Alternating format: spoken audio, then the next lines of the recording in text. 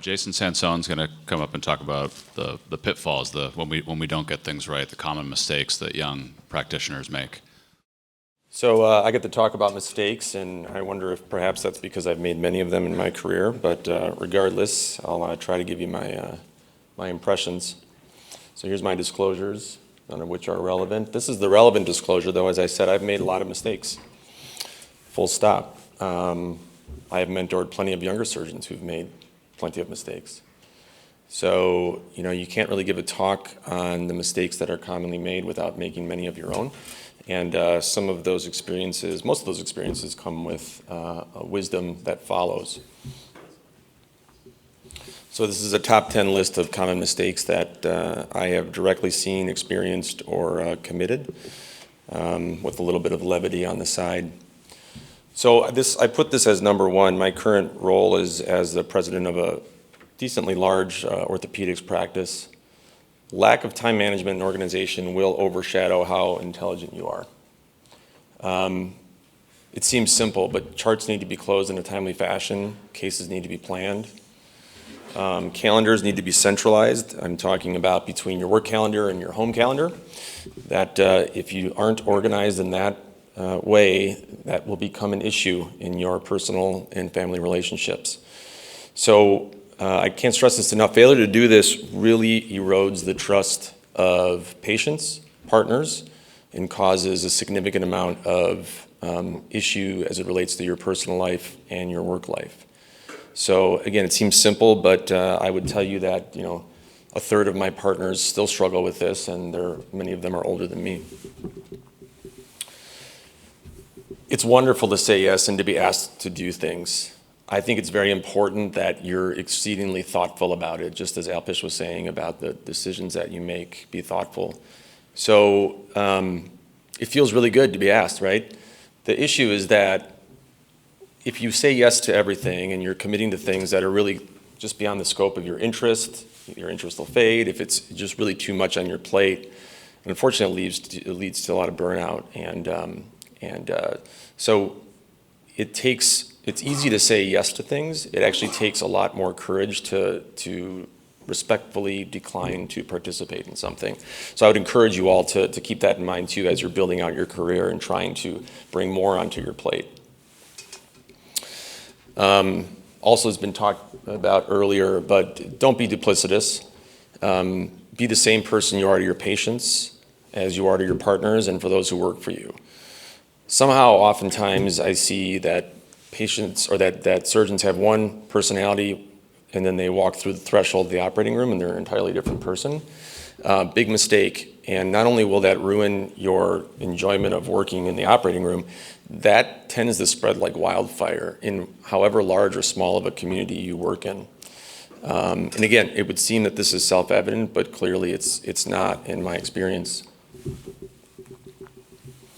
You're not great at everything. You don't have to be great at everything, and it's completely okay. So it's really hard when you do what we do for work to always remind yourself to be humble, right? You spend a lot of your career where your family and your friends and your partners and everyone is complimenting you, laying on praise. Your patients tell you how wonderful you are. Well, guess what? You're not. Right? You're highly trained and you've been blessed with the ability to do a job where you get to help other people. That doesn't mean that you can do everything. So when you don't know what to do, ask.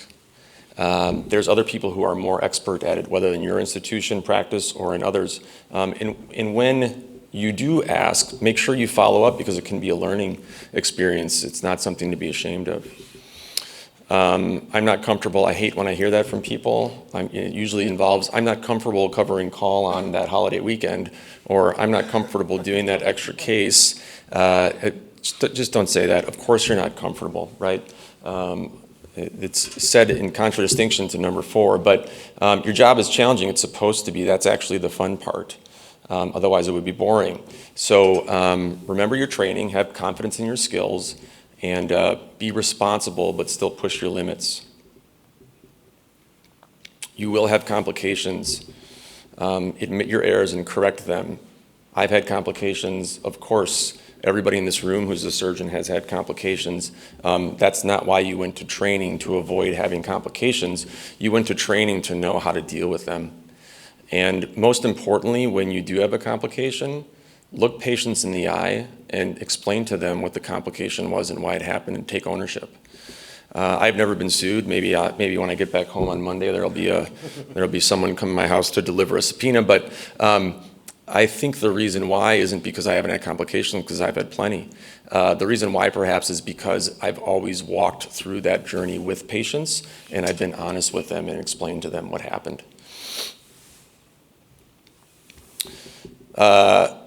Having nice things is great, but similar to in your academic career, when you have interests that fall away, novelty wears off of the brand new sports car or massive house or what have you, and it gets really uncomfortable very quickly when you're suddenly in a debt spiral. I've seen this many times as well. So separate your thinking financially into what are your fixed costs versus what's your variable costs. Fixed cost, massive mortgage. Okay, you can't get away from that every month the bill comes due. Variable cost is how much you spend on food or vacations or whatnot.